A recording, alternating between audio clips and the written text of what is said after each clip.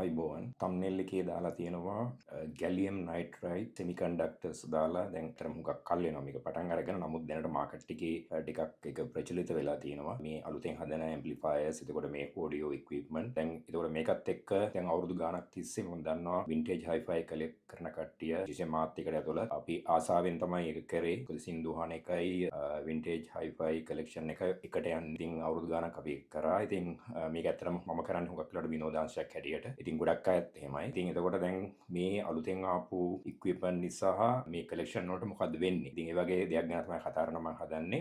මට මම හිතන්නේ මේ ගැන කතා කරන්න පුළුවන් හේතුව මම මේ හොබි එකට ඇවිල්ලා අවුරුදු 15ක් විතර වෙනවා. සහ එතකොට මම පාවිච්චි කරපු හුඟක් ඉක්විප්මන්ට් ගැන මම ඒ දවස්වල අපිට ගොඩාක් මේ දැන් වගේ YouTube channel තිබුණේ නැහැ. එතකොට අපි හුඟක් වෙලාවට මේ ඉක්විප්මන්ට් ගැන රිව්ස් බැලුවේ Hi-Fi Engine, එතකොට Audio Karma ඒ වගේ sites වල. ඒතර මම අවුරුදු 9ක් විතර Hi-Fi Engine එකට රිව්ස් දැම්මා මම විශේෂයෙන් මම පාවිච්චි කරන ඉක්විප්මන්ට් ගැන. ඒ නිසා මට හිතුණා මට මේ ගැන කතා කරන්න පුළුවන් කියලා. ඒ එක්කම මම කියන්න ඕනේ මම මේ වීඩියෝ එකේ අන්තිමට ගේ අදහස මම කියන්නම්. සමහරක් වෙලාවට මේකට එකඟ වෙන්නත් පුළුවන්, නොවෙන්නත් පුළුවන්. ඒ ගැන ඔයාලට කමෙන්ට්ස් කරන්න පුළුවන්. දැන් මම තීරණයකට යන්න එපා. මේකේ thumbnail එක බලලා මම මේක අවසානයේදී මේ විශේෂයෙන් මේ ගැන පැහැදිලි කරනවා. ඊට කලින් දැන් මම මේ වීඩියෝ එක ඇත්තටම පොඩි කොටස් දෙකකට කරන්නේ. දෙකකට කරනවා කියලා කියන්නේ මම වීඩියෝ එකේ මුල හරියේදී විශේෂයෙන් ඇම්ප්ලිෆයර්ස් වල ක්ලාසස් ගැන කතා කරනවා. මොකද මේ ක්ලාසස් ගැන කතා කරන්නේ නැතුව අපි හිතමු දැන් මේක හුඟක් වෙලාවට මේ හොබි එකේ ඉන්න අය මේ ගැන හොඳටම දන්නවා. නමුත් මම හිතනවා දැන් අපි හිතමු තවත් කවුරු හරි කෙනෙක් අලුතෙන් මේ හොබි එකට එන්න නැත්නම් මේ සින්දු අහන්න මේවට කැමති කෙනෙක් හිටියොත් එතකොට විශේෂයෙන් අපි මේ ඉක්විප්මන්ට් ගන්නකොට අපි ඒ ගැන දැනගෙන ඉන්න එක හොඳයි. දැන් උදාහරණයක් ඇරෙන්න කියනවා නම් දැන් අපි ගයක් හදන්න යනකොට අඩුම ගානේ අපි මේ කන්ස්ට්‍රක්ෂන් ගැන කිසි මට්ටමක දැනුමක් තිබ්බොත් අපිට ඒ වැඩේ කරන්න ලේසියි. ඒක හැම දෙයකටම අදාළයි. ඒ වගේම අපි මේ දැන් මේ හොබි එකට ආවට පස්සේ විශේෂයෙන් වෙන්නේ අපිට ඉක්විප්මන්ට් ගන්න වෙනවානේ. එතකොට අපි ඒ ගැන අනිවාර්යෙන් දැනගෙන ඉන්න ඕනේ. ඉතින් ඒකත් එක අදහසක්. දැන් මම මේ වීඩියෝ කරන කී අදහසත් ඒකයි. දැන් මම අපි අවුරුදු ගාණක් තිස්සේ මේ හොබි එකේ හිටපු නිසා අපි මේකේ ලැබපු අත්දැකීම් ඒව ගැන පුළුවන් විදිහට මම වීඩියෝ හදලා දානවා. ඉතින් එතකොට මේ වීඩියෝ එකේදී මම දැන් ඉස්සෙල්ලා මම කතා කරන්න යන්නේ ඇම්ප්ලිෆයර් වල තියෙන ක්ලාසස් ගැන. ඒ ගැන කතා කරන්නේ නැතුව අපිට එකපාරටම මේ ගැලියම් නයිට්‍රයිඩ් තියෙන සෙමිකන්ඩක්ටර්ස් ගැන කතා කරන්න බෑ. ඒක නිසා මම ඉස්සෙල්ලාම අපි ඇම්ප්ලිෆයර් ක්ලාසස් ගැන කතා කරමු. මේක දන්න කෙනෙකුට මේක ස්කිප් කරලා අන්තිමට කියන අදහස ගැන ඒ කොටස බලන්න පුළුවන්. ඒත් අපි දැන් යමු ඇම්ප්ලිෆයර් ක්ලාසස් ගැන කතා කරන්න. ඇම්ප්ලිෆයර් ක්ලාසස් ගැන කතා කරන මම හිතන්නේ ඕනතරම් වීඩියෝ මේ YouTube එකේ තියෙනවා. ඒතර මම මෙතන ගොඩාක් මේ තියරි පැත්ත කතා කරන්නේ නැහැ. ඒක දැන් මම එහෙම ගොඩක් කතා කරන ගත්තොත් මේක නිකන් ඉලෙක්ට්‍රොනික පන්තියක් වෙනවා සහ අනිත් එක බෝරින් වෙනවා. ඉතින් මම පුළුවන් තරම් මේ සරල උදාහරණ අරගෙන මේක පැහැදිලි කරන්නම්. මම හිතන්නේ මේ ගන්න උදාහරණ 100%ක්ම සාර්ථක ඒවා කියලා. නමුත් ඒ වුණාට යම්කිසි මට්ටමකට මේ ගැන දල අවබෝධයක් ලබා ගන්න පුළුවන්. අපි දැන් ඉස්සෙල්ලාම යමු ක්ලාස් A ඇම්ප්ලිෆයර් ගැන කතා කරන්න. ඇම්ප්ලිෆයර් එකකින් කරන්නේ විශේෂයෙන්ම පොඩියට ගන්න ඔඩියෝ සිග්නල් එකක් මේක ඇම්ප්ලිෆයි කරන එක. අපි දැන් සිංහලෙන් කියනවා මම හිතන්නේ ඒකට බලවර්ධක කියලා. එතකොට දැන් ඇම්ප්ලිෆයර් එකේ ප්‍රධාන කාර්යය තමයි පොඩියට ගන්න ඔඩියෝ සිග්නල් එක. අපි දැන් ඒක අපි සයින් වේව් එකක් විදිහට කියමු. ඔඩියෝ සිග්නල් එක මේක වැඩි කරලා අපේ ස්පීකර්ස් වලට යවන එක. ක්ලාස් A වල මේක ඉස්සෙල්ලාම කරේ දැන් අපි කියමු දැන් සයින් වේව් එකක් තියෙනවා කියලා. දැන් මේකේ සයින් වේව් එක මම මෙතන දාන්නම්.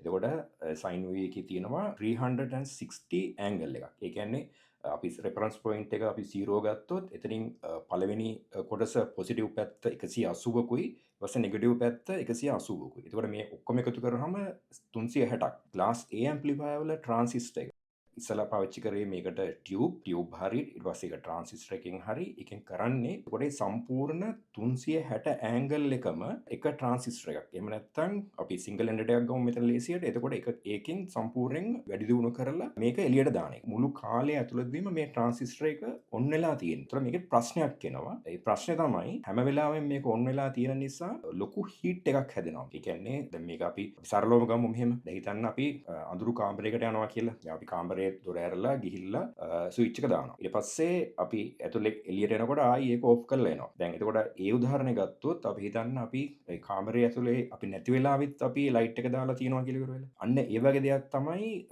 මේ ක්ලාස් A ඇම්ප්ලිෆයර් එකේ වෙන්නේ. ඒ කියන්නේ අපි ඇම්ප්ලිෆයර් එක ඔන් කරපු වෙලාව ඉඳලා සිග්නල් එකක් ආවත් නැතත් ට්‍රාන්සිස්ටර් එක ඔන් වෙලා තියෙනවා. ඒතර ඒකෙන් ඕන කෙනෙකුට පැහැදිලි වෙනවා. එතකොට ලොකු කරන්ට් එකක් අපත යනවා. ඇත්තටම මේකේ එෆිෂියන්සි එක ගත්තොත් සාමාන්‍යයෙන් 120 ඉඳලා 30 වෙනකම්. අපි මේක සාමාන්‍යයෙන් අපි හිතමු මේක අපි වාහනයකට උදාහරණයක් අරගෙන අපි හිතමු දැන් වාහනයක් වැඩ කරනවා කියලා තෙල් ලීටරයකට කිලෝමීටර් 20ක් අපි හිතමු උඩරින් වැඩ කරනවා කියලා. එතකොට දැන් මේකේ අපි මේ උදාහරණෙත් එක කළපලා ගත්තොත් අපි හිතමු ක්ලාස් A ඇම්ප්ලිෆයර් එක වැඩ කරන්නේ 125යි කියලා. දැන් මේ කායකයේ තියෙන එකත් එක ඒක පැහැදිලි කරාම සාමාන්‍යයෙන් මේ කායක වැඩ කරන්නේ ලීටරයකට කිලෝමීටර් 5යි. හොඳටම තේරෙනවා මෙතන එෆිෂියන්සි එකේ ලොකු ලොස් එකක් තියෙනවා. ඒ කියන්නේ තෙල් වැඩ කරන්නේ. එතකොට මේකේ පොසිටිව් පැත්ත තමයි අර 360 ඇන්ගල් එකම ට්‍රාන්සිස්ටර් එකෙන් කරන නිසා කිසිම ඩිස්ටෝෂන් එකක් එන්නේ නැහැ. ඒ කියන්නේ මේක දෙන්නෙක් කරන වැඩක් නෙමෙයිනේ. එක්කෙනෙක් කරන්නේ. එතකොට හොඳ pure clarity audio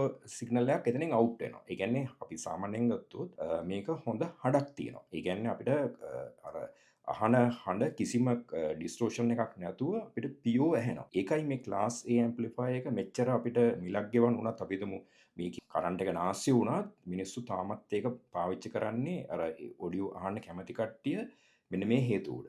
ඒතර මේකේ තියෙන ලොකුම අවාසිය තමයි කරන්ට් එක ගොඩක් වෙලාවට නාස්ති වෙන එක. ඉතින් දැන් මේක මේ දක්වා තිබුණා නම් අපි හිතමු ඉතින් එහාට ඒක දියුණු වෙලා තිබුණ නැති වුණා තිබුණොත් ඉලෙක්ට්‍රිසිටි ප්‍රශ්නයක් ආපු වෙලාවට දැන් අපිට කියනවානේ AC එක ඔෆ් කරන්න කියලා. දැන් අපි අද වෙනකන් ක්ලාස් A ඇම්ප්ලිෆයර් විතරක් තිබුණා නම් අපිට අනිවාර්යෙන් කියනවා සින්දු අහන්න එපා කියලා. මොකද ඒ තරම් හීට් එකක් මෙතන මේකේ අපරාධේ වැය වෙනවා. දැන් අපි හොඳටම දන්නවා. දැන් විශේෂයෙන් දැන් මම මෙහි කැනඩාවේදී ක්ලාස් A ඇම්ප්ලිෆයර් එකක් ඔන් කරලා තිබ්බහම ටිකක් වෙලා පැය භාගයක් විතර අපි සින්දු ඇහුවොත් ඇත්තටම මේ හීට් එකක් දාන්න අවශ්‍ය නැහැ. කාමරේ පොඩ්ඩක් උණුසුම් වෙනවා. ඉතින් ඒ තරම් කරන්ට් එකක් නාස්ති වෙලා යනවා තාපේ හැටියට. ඉතින් ඒක තමයි මේ ක්ලාස් A ඇම්ප්ලිෆයර් එකේ තිබෙන ලොකුම ප්‍රශ්නේ. ඉතින් එතකොට සයන්ටිස්ට්ලා ඊට පස්සේ මේකට විසඳුමක් හැටියට එයාලා ඊළඟට ගියේ ක්ලාස් B ඇම්ප්ලිෆයර් එක. දැන් අපි ඊට පස්සේ කතා කරමු ක්ලාස් B ඇම්ප්ලිෆයර් එක. දැන් මේක හරි පැහැදිලි. දැන් ක්ලාස් B එකේදී කරේ දැන් මම අර කිව්වනේ 360 ඇන්ගල් එකට ඔඩියෝ සිග්නල් එක තියෙනවා කියලා. 180ක් පොසිටිව් 180ක් නෙගටිව්. එතකොට මේක දෙන්නෙක් බෙදාගත්තා. ඒ කියන්නේ මෙතනට ආවේ ඇත්තටම NPN PNP ට්‍රාන්සිස්ටර් දෙකක් දාලා අපි පුෂ් පුල් කියලා කියනවා. ඒ කියන්නේ මේකේ අර රෙෆරන්ස් පොයින්ට් එක ගත්තට පස්සේ උඩ කොටස එක ට්‍රාන්සිස්ටර් එකක් කරනවා. යට පැත්ත නැත්නම් මේකේ නෙගටිව් පැත්ත එක ට්‍රාන්සිස්ටර් එකක් කරනවා. ඒතකොට දැන් ට්‍රාන්සිස්ටර් දෙකක් මේකේ දාලා තියෙනවා. ඒතකොට දැන් මේකේ තියෙන වාසිය තමයි එෆිෂන්සි එක දැන් අපි දැන් 120 ඉඳලා 30 තිබිච්ච එක මේක 178 විතර වෙනකන් ගෙනවා. ඇයි? එක ට්‍රාන්සිස්ටරයක් ඕෆ් වෙලා තියෙන්නේ. එක්කෙනෙක් වැඩ කරනවා. එතකොට මේකේ අර ඒ වාසිය තියෙනවා. ඒ කියන්නේ අර රත් වෙන එකත් ඇත්තටම අඩු වුණා. ඒ කියන්නේ දැන් අර හැම වෙලෙම මේක ඔන් වෙලා නැහැනේ. එයා වැඩ කරන වෙලාවට විතරයි මේක ඔන් වෙන්නේ. එතකොට එක ට්‍රාන්සිස්ටරයක් එක පැත්තක් කරනවා, මේකේ පොසිටිව් පැත්ත කරනවා, නෙගටිව් පැත්ත අනිත් එක්ක යනවා. මේකේ එතනයි ලොකු වාසියක් ආවා. හැබැයි මේකේ ප්‍රශ්නයක් ආවා. ප්‍රශ්නේ තමයි දැන් අර දැන් අපි පොසිටිව් පැත්ත ඒ කියන්නේ 180ක් පොසිටිව් පැත්ත එතනින් ඉවර වෙනකොටම ඔඩියෝ සිග්නල් එකේ එයා ඔෆ් වෙනවනේ. ඊට පස්සේ අර නෙගටිව් ටික ඒ කියන්නේ පල්ලෙහා කොටස ඒ 180 ගන්නකොට අපි හිතමු මෙයා ඔෆ් වෙලා තියෙනවා. අනිත් එක්කෙනා තාම ඔන් වෙලා නැහැ කියලා. එතකොට මේ අතරේ තුර දැන් මෙතන ප්‍රශ්නයක් එනවා. මේක හරියට අපි උදාහරණයක් ගමු. අපි මේකට හොඳම උදාහරණය තමයි අපි අර රිලේ එකක් යනකොට අර බැටන් එක දෙන්නේ. දැන් එක්කෙනෙක් දුවගෙන ගිහිල්ලා බැටන් එක දෙනවා. එතකොට එයා බැටන් එක අතාරිනකොට අනිත් එක්කෙනා යම්කිසි වෙලාවක් එනවා දැන් මෙයා අතෑරලා තියෙන්නේ. හැබැයි අනිත් එක්කෙනා අල්ලලා නැහැ. අන්න ඒ වගේ දෙයක් තමයි මෙතන වෙන්නේ. මේකේ තියෙන මේ ප්‍රශ්නෙට මේකේ නම දාලා තියෙන්නෙත් ඒකයි. දැන් මෙතන මේ ක්‍රොස් කරන තැන ඩිස්ටෝෂන් එකක් එනවා. ඒකයි අපි කියන්නේ මේක ක්‍රොස් ඕවර් ඩිස්ටෝෂන් එකක් කියලා. ඒ කියන්නේ එක්කෙනෙක් ඔන් වෙලා එයා ඕෆ් වෙලා ඊට පස්සේ අනිත් එක්කෙනා තාම ඔන් වෙලා නැහැ. ඒතකොට මේ හරහා ඒතකොට මේ වෙලාවේ ඔඩියෝ සිග්නල් එක යනවනේ. එතකොට මේක අන්තිමට අපේ තියෙන ලවුඩ් ස්පීකර් එකෙන් නැත්නම් අපේ ස්පීකර් එකෙන් මේක කොමියුනිකේට් වෙනවා. එතකොට මේක ඩිස්ටෝෂන් එකක් හැටියට එනවා. මේක නිකන් හරියට කිව්වොත් තින් හරි ඩිස්ටෝෂන් සවුන්ඩ් එකක් මේ ඇම්ප්ලිෆයර් එකෙන් එළියට එනවා. අපි අර එෆිෂන්සි එකට උත්තරයක් හොයාගත්ත මෙතන මේ ප්‍රශ්නේ ආවා. ඒ නිසා ක්ලාස් B ඇම්ප්ලිෆයර් එක භාවිතය හරි අඩුයි. මම හරි කලාතුරකින් දැකලා තියෙන්නේ. හුඟක් වෙලාවට ක්ලාස් B ඇම්ප්ලිෆයර් එකක් අද මාකට් එකේ නැති තරම්. මොකද මෙතන මේ ක්‍රොස් ඕවර් ඩිස්ටෝෂන් එක නිසා. එතකොට දැන් සාමාන්‍යයෙන් අපිට අදහසක් එනවා නේද? දැන් මොකක්ද ඊළඟට කරන්නේ කියලා. ඊළඟට ගිය දේ තමයි අපි හිතන්නේ දැන් ක්ලාස් A ඇම්ප්ලිෆයර් එකේ පියෝ හඬක් තියෙනවා. හැබැයි එතන එෆිෂන්සි එක අඩුයි. මෙතන කරේ එෆිෂන්සි එක හැදුවා B එකේදී හැබැයි ක්‍රොස් ඕවර් ඩිස්ටෝෂන් එකක් ආවා. එතකොට සාමාන්‍ය අපිට හිතෙන්නේ නැද්ද මේ දෙක එකතු කරොත් මේ දෙන්න එකතු කරොත් මෙතනින් මොකක් හරි විසඳුමක් ගන්න පුළුවන් කියලා. ඇත්තට මේක තමයි උනේ. එතකොට ඊළඟට ආපු එක තමයි අපි ක්ලාස් AB. ඒ කියන්නේ මේ දෙන්නගේම හවුලක්. ඒක තමයි ඇත්තටම දැනට ගොඩක් වෙලාවට අපි භාවිත කරන ඇම්ප්ලිෆයර්ස් වැඩිපුර තියෙන්නේ මේ ක්ලාස් AB එකෙන්. ඒකේ තියෙන අර ක්ලැරිටි එකකින් ගත්තා. මෙතන B එකේ ප්‍රශ්නයක් තිබ්බා. ඒකේ තිබිච්ච ඩිස්ටෝෂන් එක නැති කරලා ගත්තා.